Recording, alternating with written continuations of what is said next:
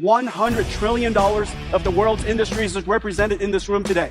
I would like to introduce you to a very, very big GPU. This right here is, I don't know, $10 billion. The robot has a gym to go learn how to be a robot.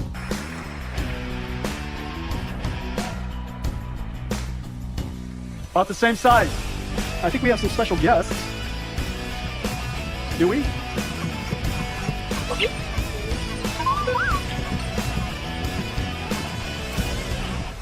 Hey guys. Please welcome to the stage NVIDIA founder and CEO Jensen Huang.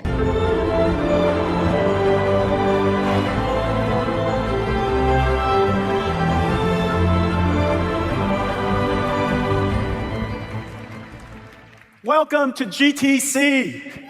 These are the presenters of the non-IT industries using accelerated computing to solve problems that normal computers can't. Represented in life sciences, healthcare, genomics, transportation, of course, retail, logistics, manufacturing, industrial. The gamut of industries represented is truly amazing. $100 trillion of the world's industries is represented in this room today. This is absolutely amazing. There is absolutely something happening. There is something going on. The industry is being transformed, not just ours. Because the computer industry, the computer is the single most important instrument of society today. Fundamental transformations in computing affects every industry. But how did we start? How did we get here? I made a little cartoon for you. Why is a new industry? Because the software never existed before. We are now producing software, using computers to write software, producing software that never existed before. It is a brand new category. It took share from nothing. It's a brand new category. And the way you produce this software is unlike anything we've ever done before.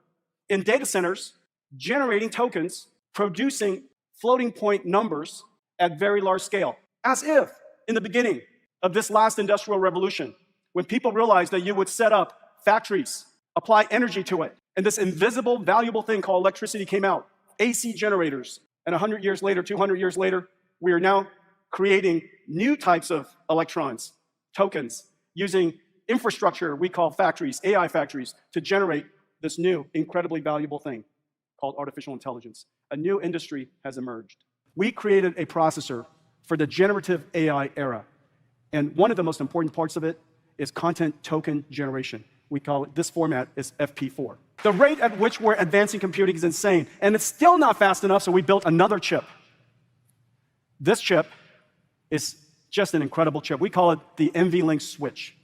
It's 50 billion transistors. It's almost the size of Hopper all by itself.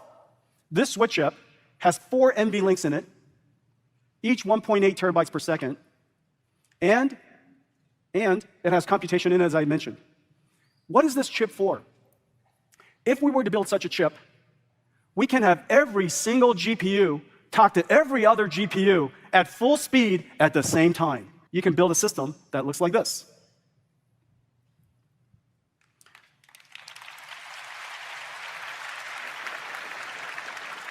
Now this system is kind of insane.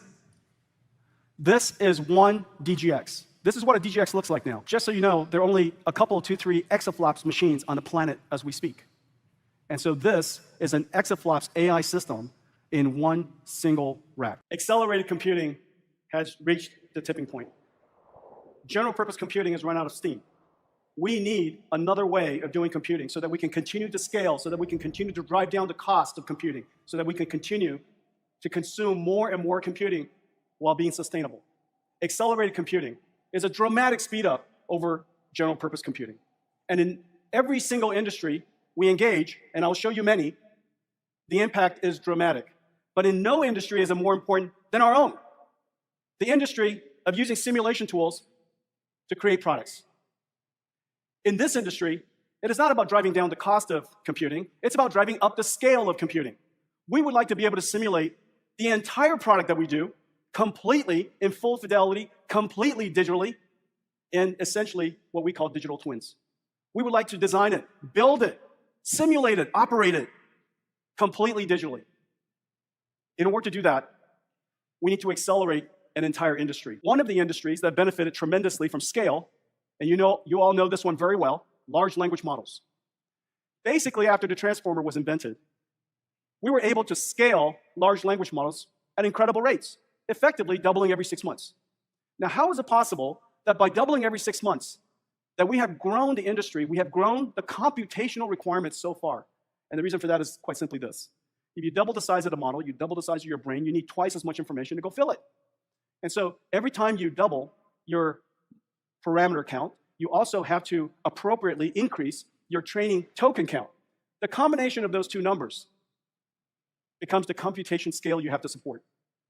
The latest, the state-of-the-art OpenAI model is approximately 1.8 trillion parameters. 1.8 trillion parameters required several trillion tokens to go train. So a few trillion parameters on the order of, a few trillion tokens on the order of, when you multiply the two of them together, approximately 30, 40, 50 billion, quadrillion floating point operations per second. Now we just have to do some CO math right now, just hang with me. So you got 30 billion quadrillion. A quadrillion is like a peta. And so if you had a petaflop GPU, you would need 30 billion seconds to go compute, to go train that model. 30 billion seconds is approximately 1,000 years. Well, 1,000 years, it's worth it. I'd like to do it sooner, but it's worth it. Which is usually my answer when most people tell me, hey, how long is it going to take to do something? So 20 years? It's worth it. But can we do it next week? And so 1,000 years, 1,000 years. So what we need are bigger GPUs. We need much, much bigger GPUs. We recognized this early on, and we realized that the answer is to put a whole bunch of GPUs together. And of course, innovate a whole bunch of things along the way, like inventing tensor cores, advancing NVLink so that we could create essentially virtually giant GPUs, and connecting them all together with amazing networks from a company called Mellanox, InfiniBand, so that we could create these giant systems. And so DGX-1 was our first version, but it wasn't the last. We built supercomputers all along the way. In 2021, we had Selene, 4,500 GPUs or so. And then in 2023, we built one of the largest AI supercomputers in the world. It's just come online, EOS. And as we're building these things, we're trying to help the world build these things. And in order to help the world build these things, we got to build them first. We build the chips, the systems, the networking, all of the software necessary to do this. You should see these systems. Imagine writing a piece of software that runs across the entire system, distributing the computation across thousands of GPUs, but inside are thousands of smaller GPUs. Millions of GPUs to distribute work across all of that and to balance the workload so that you can get the most energy efficiency, the best computation time, keep your costs down. And so those fundamental innovations is what got us here. And here we are. As we see the miracle of ChatGPT emerge in front of us, we also realize we have a long ways to go. We need even larger models. We're going to train it with multimodality data, not just text on the internet, but we're going to train it on text and images and graphs and charts. And just as we learn, watching TV. And so there's going to be a whole bunch of watching video so that these models can be grounded in physics, understands that an arm doesn't go through a wall. And so these models would have common sense by watching a lot of the world's video combined with a lot of the world's languages. They'll use things like synthetic data generation, just as you and I do. When we try to learn, we might use our imagination to simulate how it's going to end up, just as I did when I was preparing for this keynote. I was simulating it all along the way. I hope it's going to turn out as well as I had it in my head. And so where were we? We're sitting here using synthetic data generation. We're going to use reinforcement learning. We're going to practice it in our mind. We're going to have AI working with AI, training each other, just like student-teacher debaters. All of that is going to increase the size of our model. It's going to increase the amount of data that we have, and we're going to have to build even bigger GPUs. Hopper is fantastic, but we need bigger GPUs. And so, ladies and gentlemen, I would like to introduce you to a very, very big GPU.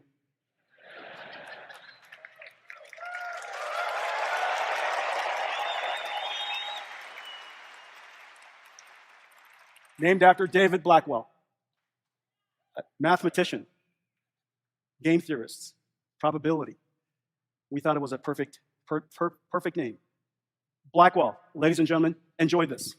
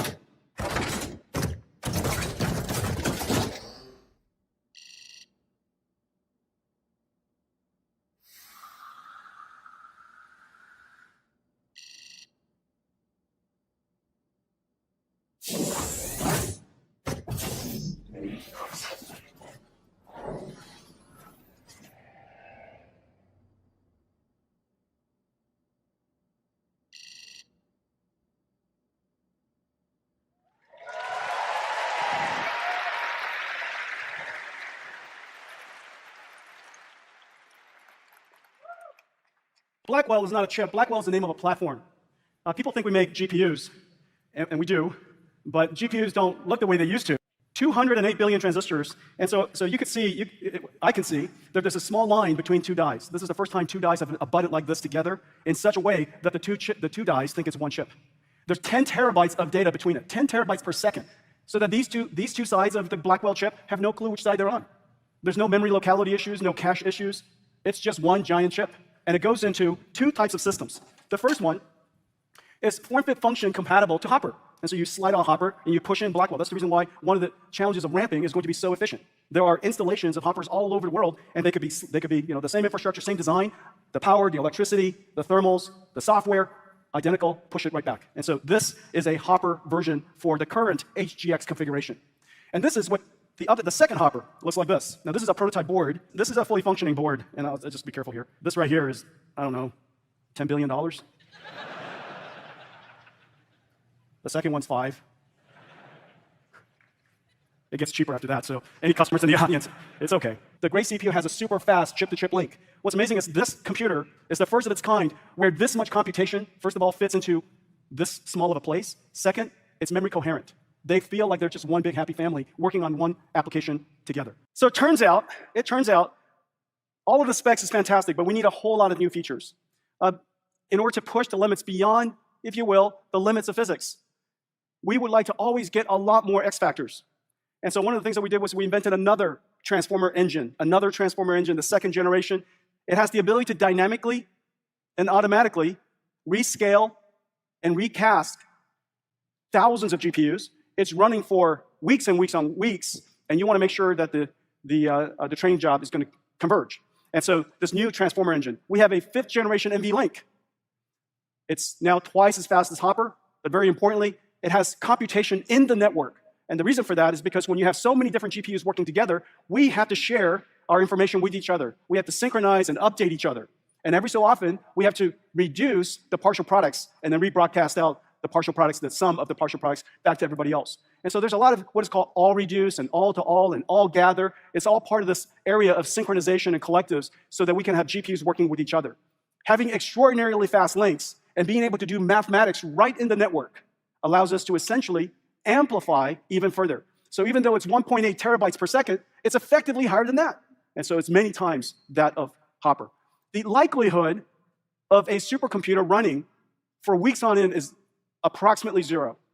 And the reason for that is because there's so many components working at the same time. The probability of them working continuously is very low. And so we need to make sure that whenever there is we checkpoint and restart as often as we can, but if we have the ability to detect a weak chip or a weak node early, we can retire it and maybe swap in another processor. That ability to keep the utilization of the supercomputer high, especially when you just spent $2 billion building it, is super important.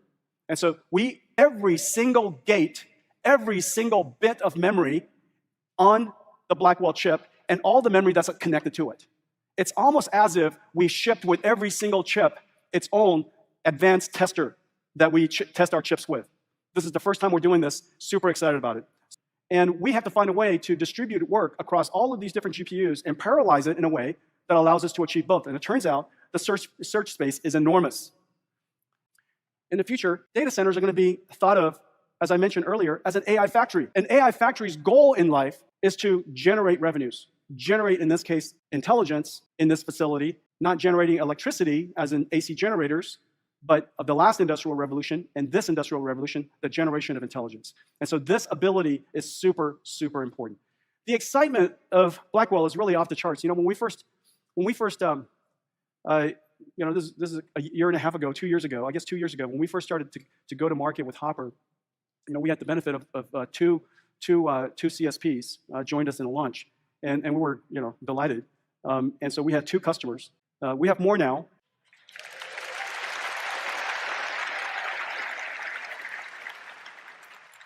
Unbelievable excitement for Blackwell. Everything in our company has a digital twin. And in fact, this digital twin idea is really spreading, and it helps companies build very complicated things perfectly the first time. And what could be more exciting than creating a digital twin to build a computer that was built in a digital twin? And so let me show you what Wistron is doing. To meet the demand for NVIDIA accelerated computing, Wistron, one of our leading manufacturing partners, is building digital twins of NVIDIA DGX and HGX factories using custom software developed with Omniverse SDKs and APIs. For their newest factory, Wistron started with a digital twin to virtually integrate their multi-CAD and process simulation data into a unified view. Testing and optimizing layouts in this physically accurate digital environment increased worker efficiency by 51%. During construction, the Omniverse digital twin was used to verify that the physical build matched the digital plans. Identifying any discrepancies early has helped avoid costly change orders. And the results have been impressive. Using a digital twin helped bring Wistron's factory online in half the time, just 2.5 months instead of 5. In operation, the Omniverse digital twin helps Wistron rapidly test new layouts to accommodate new processes or improve operations in the existing space, and monitor real-time operations using live IoT data from every machine on the production line, which ultimately enabled Wistron to reduce end-to-end cycle times by 50% and defect rates by 40%. With NVIDIA AI and Omniverse, NVIDIA's global ecosystem of partners are building a new era of accelerated AI-enabled digitalization.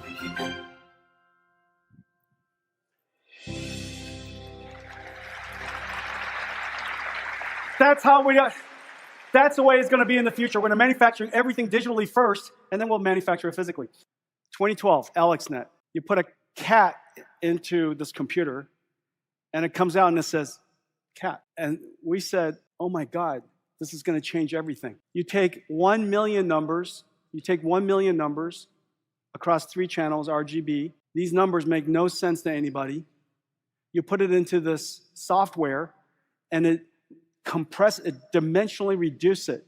It reduces it from 1 million dimensions. It turns it into 3 letters, 1 vector, 1 number. And it's generalized. You could have the cat be different cats, and you could have it be the front of the cat and the back of the cat. And you look at this thing, you say, unbelievable. You mean any cats? Yeah, any cat. And it was able to recognize all these cats. And we realized how it did it. Systematically, structurally, it's scalable. How big can you make it? Well, how big do you want to make it? And so we imagined that this is a completely new way of writing software. And now today, as you know, you type in the word CAT, and what comes out is a cat. It went the other way. Am I right? Unbelievable. How is it possible? That's right. How is it possible you took 3 letters and you generated 1 million pixels from it, and it made sense? Well, that's the miracle. And here we are, just literally 10 years later, where we recognize text, we recognize images, we recognize videos and sounds and images. Not only do we recognize them, we understand their meaning. We understand the meaning of the text. That's the reason why it can chat with you. It can summarize for you. It understands the text. It understood, not just recognizes the English, it understood the English. It doesn't just recognize the pixels, it understood the pixels. And you can even condition it between 2 modalities. You can have language, condition, image, and generate all kinds of interesting things. Well, if you can understand these things, what else can you understand that you've digitized? The reason why we started with text and images is because we digitized those. But what else have we digitized? Well, it turns out we digitized a lot of things. Proteins and genes and brain waves. Anything you can digitize, so long as there's structure, we can probably learn some patterns from it. And if we can learn the patterns from it, we can understand its meaning. If we can understand its meaning, we might be able to generate it as well. And so therefore, the computer vision models, robotics models, and even, of course, some really, really terrific open source language models. These models are groundbreaking. However, it's hard for companies to use. How would you use it? How would you bring it into your company and integrate it into your workflow? How would you package it up and run it? Remember, earlier I just said that inference is an extraordinary computation problem. How would you do the optimization for each and every one of these models and put together the computing stack necessary to run that supercomputer so that you can run these models in your company? And so we have a great idea. We're going to invent a new way for you to receive and operate software. This software comes basically in a digital box. We call it a container. And we call it the NVIDIA Inference Microservice, a NIM. And let me explain to you what it is. A NIM, it's a pre-trained model, so it's pretty clever. And it is packaged and optimized to run across NVIDIA's installed base, which is very, very large. What's inside it is incredible. You have all these pre-trained state-of-the-art open source models. They could be open source, they could be from one of our partners, it could be created by us, like NVIDIA Moment. It is packaged up with all of its dependencies. So CUDA, the right version, cuDNN, the right version, TensorRT, LLM, distributing across the multiple GPUs, Triton Inference Server, all completely packaged together. It's optimized, depending on whether you have a single GPU, multi-GPU, or multi-node of GPUs, it's optimized for that. And it's connected up with APIs that are simple to use. These packages, incredible bodies of software, will be optimized and packaged, and we'll put it on a website.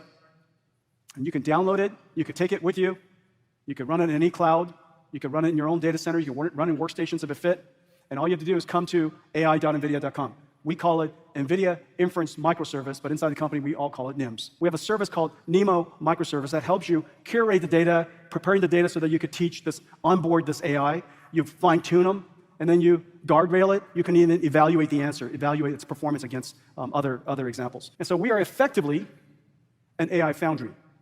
We will do for you and the industry on AI what TSMC does for us building chips. And so we go to TSMC with our big ideas, they manufacture it, and we take it with us. And so exactly the same thing here, AI Foundry, and the three pillars are the NIMS, NeMo Microservice, and DGX Cloud. Chat with the bugs database, how many bugs was there last night? Are we making any progress? And then after you're done talking to this bugs database, you need therapy. And so we have another chatbot for you. You can do it. The enterprise IT industry is sitting on a gold mine. It's a gold mine because they have so much understanding of the way work is done. They have all these amazing tools that have been created over the years, and they're sitting on a lot of data. If they could take that gold mine and turn them into copilots, these copilots could help us do things. And so just about every IT franchise, IT platform in the world that has valuable tools that people use is sitting on a gold mine for copilots, and they would like to build their own copilots and their own chatbots. We're announcing that NVIDIA AI Foundry is working with some of the world's great companies. SAP generates 87% of the world's global commerce. Basically, the world runs on SAP. We run on SAP. NVIDIA and SAP are building SAP Joule copilots using NVIDIA NeMo and DGX Cloud. ServiceNow, they run 85% of the world's Fortune 500 companies run their people and customer service operations on ServiceNow. And they're using NVIDIA AI Foundry to build ServiceNow Assist virtual assistants. Cohesity backs up the world's data.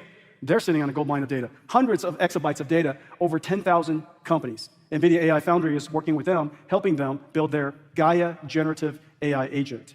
Snowflake is a company that stores the world's digital warehouse in the cloud and serves over 3 billion queries a day for 10,000 enterprise customers. Snowflake is working with NVIDIA AI Foundry to build copilots with NVIDIA NeMo and NIMS. NetApp, nearly half of the files in the world are stored on-prem on NetApp. NVIDIA AI Foundry is helping them build chatbots and copilots like those vector databases and retrievers with NVIDIA NeMo and NIMS. And we have a great partnership with Dell. Everybody who is building these chatbots and generative AI, when you're ready to run it, you're going to need an AI factory. And nobody is better at building end-to-end systems of very large scale for the enterprise than Dell. And so anybody, any company, every company will need to build AI factories. And it turns out that Michael is here. He's happy to take your order. Hey, let's talk about the next wave of robotics, the next wave of AI, robotics, physical AI. So far, all of the AI that we've talked about is one computer. Data comes into one computer, lots of the world's, if you will, experience in digital text form. The AI imitates us by reading a lot of the language to predict the next words. It's imitating you by studying all of the patterns and all the other previous examples. Of course, it has to understand context and so on and so forth, but once it understands the context, it's essentially imitating you. We take all of the data, we put it into a system like DGX, we compress it into a large language model, trillions and trillions of parameters become billions and billions, trillions of tokens becomes billions of parameters, these billions of parameters becomes your AI.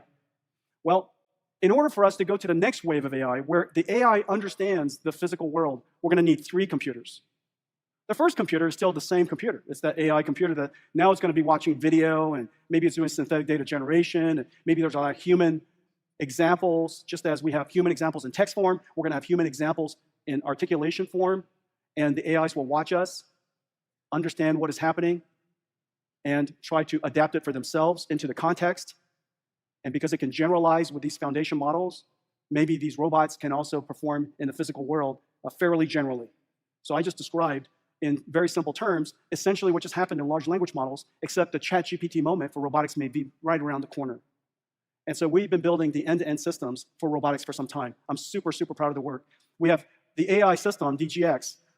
We have the lower system, which is called AGX, for autonomous systems, the world's first robotics processor. When we first built this thing, people were, what are you guys building? It's an SoC, it's one chip, it's designed to be very low power, but it's designed for high-speed sensor processing and AI.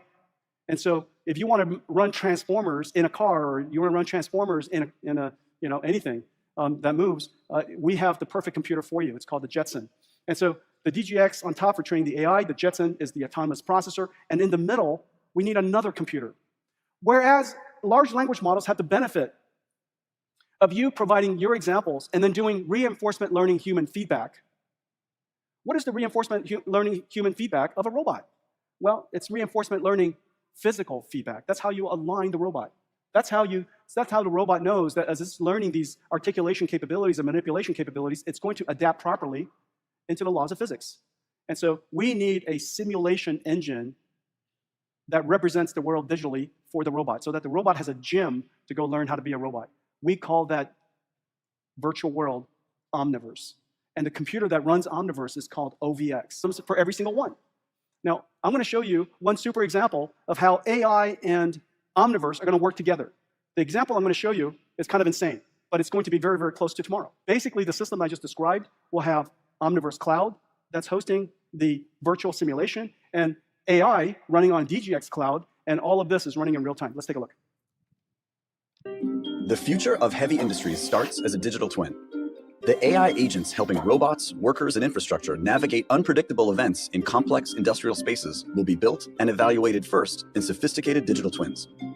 This Omniverse digital twin of a 100,000 square foot warehouse is operating as a simulation environment that integrates digital workers, AMRs running the NVIDIA Isaac Perceptor stack, centralized activity maps of the entire warehouse from 100 simulated software-in-loop testing of AI agents in this physically accurate simulated environment enables us to evaluate and refine how the system adapts to real-world unpredictability.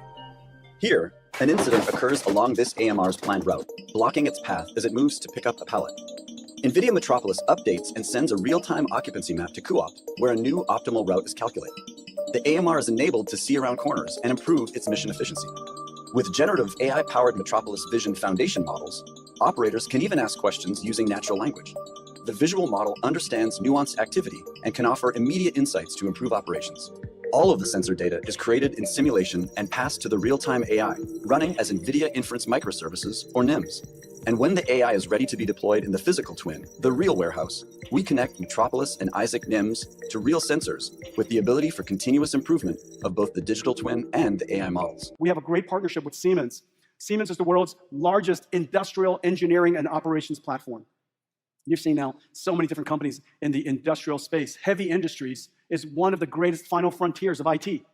And we finally now have the necessary technology to go and make a real impact. Siemens is building the industrial metaverse. And today we're announcing that Siemens is connecting their crown jewel accelerator to NVIDIA Omniverse. Let's take a look. Siemens technology is transformed every day for everyone. Teamcenter X, our leading product lifecycle management software from the Siemens Accelerator platform, is used every day by our customers to develop and deliver products at scale. Now we are bringing the real and the digital worlds even closer by integrating NVIDIA AI and Omniverse technologies into Teamcenter X. Omniverse APIs enable data interoperability and physics-based rendering to industrial-scale design and manufacturing projects. Our customers, HD&A, market leader in sustainable chip manufacturing, builds ammonia and hydrogen-powered chips, often comprising over 7 million discrete parts. With Omniverse APIs, Teamcenter X lets companies like HD&A unify and visualize these massive engineering datasets interactively and integrate generative AI to generate 3D objects or HDRI backgrounds to see their projects in context. The result, an ultra-intuitive photoreal, physics-based digital twin that eliminates waste and errors, delivering huge savings in cost and time. And we are building this for collaboration, whether across more Siemens accelerator tools like Siemens NX or Star CCM+, or across teams working on their favorite devices in the same scene together. And this is just the beginning. Working with NVIDIA, we will bring accelerated computing, generative AI, and Omniverse integration across the Siemens accelerator portfolio.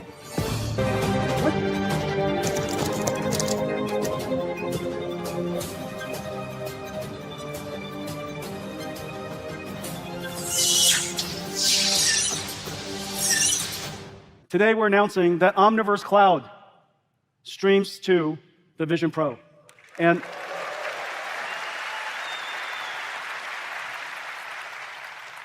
it is very, very strange that you walk around virtual doors when I was getting out of that car, and everybody does it. It is really, really quite amazing. Vision Pro connected to Omniverse portals you into Omniverse.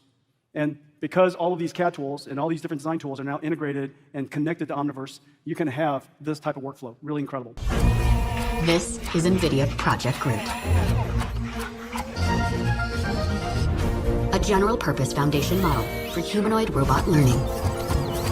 The Groot model takes multimodal instructions and past interactions as input and produces the next action for the robot to execute. We developed Isaac Lab, a robot learning application to train Groot on Omniverse Isaac Sim. And we scale out with Osmo, a new compute orchestration service that coordinates workflows across DGX systems for training and OVX systems for simulation. The Groot model will enable a robot to learn from a handful of human demonstrations, so it can help with everyday tasks and emulate human movement just by observing us. All this incredible intelligence is powered by the new Jetson Thor robotics chips, designed for Groot, built for the future. With Isaac Lab, Osmo, and Groot, we're providing the building blocks for the next generation of AI-powered robotics.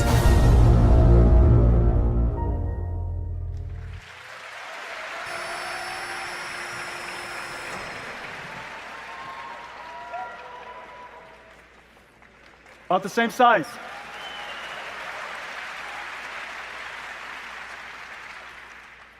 The soul of NVIDIA, the intersection of computer graphics, physics, artificial intelligence. It all came to bear at this moment. The name of that project, General Robotics 003. I know, super good. Super good. Well, I think we have some special guests. Do we?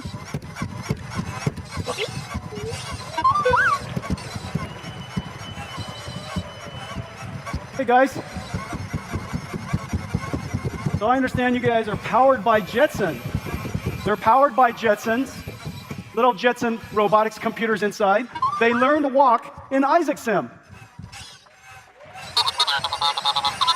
Ladies and gentlemen, this is orange, and this is the famous green. They are the BDX robots of Disney. Amazing Disney research. Come on, you guys, let's wrap up. Let's go. 5 things. Where are you going? I sit right here. Don't be afraid. Come here, Green. Hurry up. What are you saying? No, it's not time to eat. It's not time to eat. I'll give you a snack in a moment. Let me finish up real quick. Come on, Green, hurry up. Stop wasting time. This is what we announced to you today. This is Blackwell. This is the platform. Amazing, amazing processors, NVLink switches, networking systems, and the system design is a miracle. This is Blackwell, and this to me is what a GPU looks like.